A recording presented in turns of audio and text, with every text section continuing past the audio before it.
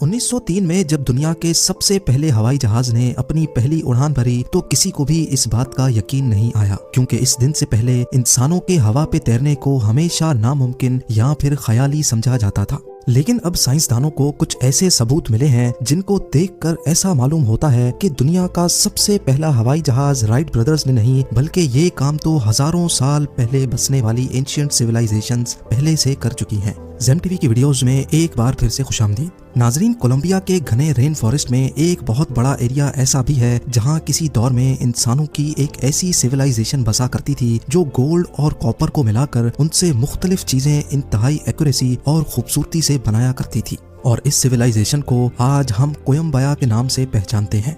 आज से 1000 साल पहले किसी कुदरती आफत की वजह से ये पूरी सिविलाइजेशन तो खत्म हो गई, लेकिन ये लोग अपने पीछे बहुत कुछ छोड़ गए थे।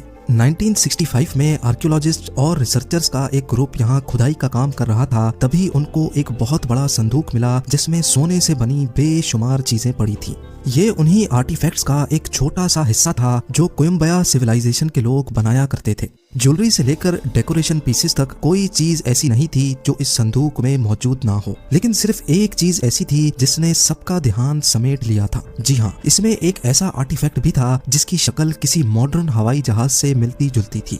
हजारों साल पहले उस दौर में हवाई जहाज तो हुआ नहीं करते थे, इसी वजह से इसको देखते ही सबका ख्याल था कि शायद ये किसी उड़ने वाले इंसेक्ट या परिंदे का गोल्ड से बना मॉडल है। लेकिन कुछ तो था इस मॉडल में जो अनकरीब सबको हैरान और परेशान करने वाला था। जब इस मॉडल को डिटेल्ड स्टडी के लिए एरोडायनामिक्स एक्सपर्ट्स तक पहुंचाया गया तो आखिरकार इस पहेली की गुत्थियां एक एक करके सुलझने लगी। ये जाना गया कि इस मॉडल का डिजाइन परिंदों और उड़ने वाले इंसेक्ट से काफी ज्यादा मुख्तलिफ है, क्योंकि दुनिया में कोई एक भी ऐसा परिंदा नहीं है जिसकी दुम सीधी खड़ी हो जैसा कि इस मॉडल की देखी जा सकती है।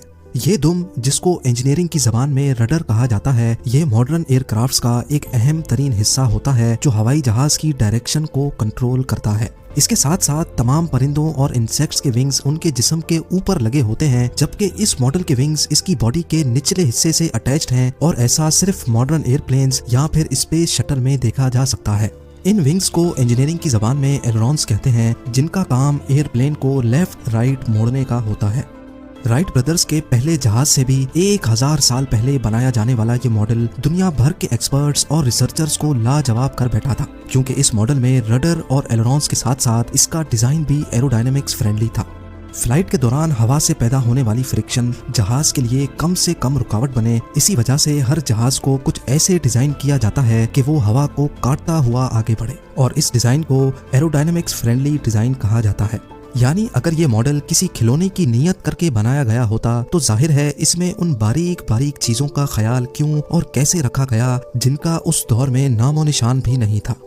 क्या 1000 साल पहले बसने वाली कोयम्बया सिविलाइजेशन वाकई कोई असली जहाज बनाने में कामयाब हो चुकी थी? इतनी बारीकी से बनाया जाने वाला क्या ये उनके असली हवाई जहाज का ही कोई मॉडल तो नहीं?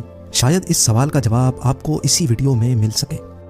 इजिप्ट के शहर कायरो से 550 किलोमीटर दूर एंशिएंट इजिप्शियंस की एक इबादतगाह मौजूद है जिसको टेम्पल ऑफ सेटी भी कहा जाता है, और ये जगह भी अपने अंदर बेशुमार राज छुपाए हुए है।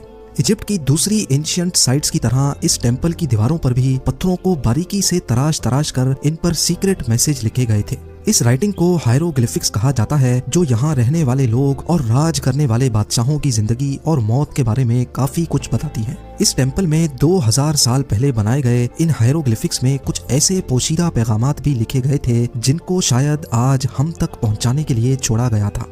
इजिप्टोलॉजिस्ट डॉक्टर रूथ होवर यहाँ एक रिसर्च के मकसद से इन हायरोग्लिफिक्स की फोटोज ले रही थी, तभी उनको अपने पैरों के नीचे कुछ महसूस हुआ। उन्होंने देखा कि हायरोग्लिफिक्स का एक छोटा किनारा टूटकर इनके पैरों के नीचे पड़ा हुआ था, लेकिन उनको इस बात का बिल्कुल भी इल्म नहीं था कि पत्थर का ये किनारा साइंस की दुनिया में हलचल मचाने वाला है।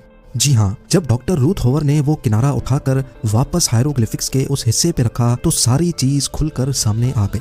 दीवार पर कुछ ऐसी चीजें बनी थीं जिसको आज हम मॉडर्न टेक्नोलॉजी कहते हैं। एक मॉडर्न एयरप्लेन जिसमें वाज़े तौर पे रडर भी देखा जा सकता है, हेलीकॉप्टर की शेप जो आजकल के मॉडर्न वॉर हेलीकॉप्टर से मिलती जुलती है, साथ साथ इसमें मॉडर्न यॉट और उसके नीचे बनाई गई सबमरीन का नक्शा भी साफ साफ देखा जा सकता है। हायरोग्लिफिक्स के इस छोटे से हिस्से ने इजिप्टोलॉजिस्ट, रिसर्चर्स और साइंसदानों को पूरी तरह से हैरान और परेशान छोड़ दिया है, क्योंकि जो टेक्नोलॉजी बने अभी 200 साल भी नहीं गुजरे हैं, वो 2000 साल पहले एंशिएंट इजिप्शियंस को इंतहाई बारीकी से कैसे मालूम पड़ी। बात अभी यहाँ खत्म नहीं हुई। रिसर्चर्स का मानना है कि इस तस्वीर में हेलीकॉप्टर, यॉट, प्लेन और सबमरीन तो वाज़े तौर पे देखी और पहचानी जा सकती हैं, लेकिन इनके आसपास बनी ये दूसरी चीजें आखिर हैं क्या? क्या ये आने वाले वक्त की कोई ऐसी टेक्नोलॉजी है जो हमने आज तक नहीं देखी, या फिर ये टेम्पल ऑफ सेटी में पाया जाने वाला जीता जागता सबूत इस बात की निशानी है कि एंशिएंट इजिप्शियंस के पास ये सब चीजें मौजूद थी। मॉडर्न टेक्नोलॉजी की बात सिर्फ टेम्पल ऑफ सेटी तक ही महदूद नहीं है। इजिप्ट के सबसे पुराने पिरामिड, जिसको डिजोजर भी कहा जाता है, उसके पास एक टूम है जहां से आर्कियोलॉजिस्ट को एंशिएंट इजिप्शियंस के बनाए हुए काफी सारे शो पीस मिले थे। इन शो पीसेस में 2000 साल पुराना एक लकड़ी से तराशा हुआ ऐसा नमूना भी था जिसकी शक्ल किसी परिंदे जैसी लगती थी। एक्सपर्ट्स का मानना है कि बज़ाहिर तो ये मॉडल किसी परिंदे का लगता है, लेकिन जब इस पर मजीद रिसर्च की गई तो एक के बाद एक मिस्ट्री जन्म लेती गई। इसका एरोडायनेमिक डिजाइन और इसके विंग्स की लोकेशन देखकर ये कहना गलत नहीं होगा कि इसकी कई प्रॉपर्टीज आजकल के मॉडर्न एयरक्राफ्ट से काफी ज्यादा मिलती हैं। एक्सपर्ट्स के इन दावों को साबित करने के लिए मॉडर्न टेक्नोलॉजी के जरिए बज़ाहिर दिखने वाले परिंदे के इस नमूने का फ्लाइंग टेस्ट करना जरूरी था। साइमन सैंडरसन, जो कि एक एरोडायनेमिक्स एक्सपर्ट हैं, उन्होंने इस मॉडल की हूबहू कॉपी तैयार की जो कि ओरिजिनल मॉडल से 5 गुना बड़ी थी। जब लैब में इस मॉडल का फ्लाइंग टेस्ट किया गया तो नतीजा देखकर साइमन काफी ज्यादा हैरान थे। मॉडल पूरी तरह से एरोडायनेमिक तो था, लेकिन इसमें एक बहुत अहम चीज मिसिंग थी। जी हाँ, जहाज को टेक ऑफ और लैंडिंग के लिए टेल की जरूरत होती है और ये टेल इस मॉडल में मौजूद नहीं थी। लेकिन हैरत की बात तो यह है कि जिस जगह टेल लगी होनी चाहिए थी उस जगह से मॉडल का एक छोटा हिस्सा टूटा हुआ दिखाई देता है। यह टूटा हिस्सा इस बात की निशानी है कि शायद इस मॉडल को बनाने वाले ने इसमें टेल लगाई थी, लेकिन किसी वजह से ये टेल अब टूट चुकी है। साइमन ने फ्लाइंग मॉडल में अपनी तरफ से टेल फिट की और एक बार फिर से उसको सिमुलेटर पे फ्लाई किया। इस बार जो रिजल्ट सामने आए वो वाकई काफी ज्यादा हैरान कुन थे। मॉडल बिल्कुल असली ग्लाइडर की तरह हवा पे तैर रहा था, जो इस बात का सबूत था कि 2000 साल पहले बनाया गया ये मॉडल उड़ने के लिए बिल्कुल परफेक्ट था। अगर एंशिएंट इजिप्शियंस ने इतना परफेक्ट मॉडल बना लिया था तो क्या उसको कभी उड़ा भी पाए कि नहीं? ये सवाल भी एक्सपर्ट्स और रिसर्चर्स को ऐसे ही तंग करता रहेगा जैसे टेम्पल ऑफ सेटी में बने हायरोग्लिफिक्स और कोयम्बया सिविलाइजेशन का प्लेन मॉडल कई सवालिया निशान छोड़ गया है। उम्मीद है जेम टीवी की ये वीडियो भी आप लोग भरपूर लाइक और शेयर करेंगे। आप लोगों के प्यार भरे कमेंट्स का बेहद शुक्रिया। मिलते हैं अगली शानदार वीडियो में।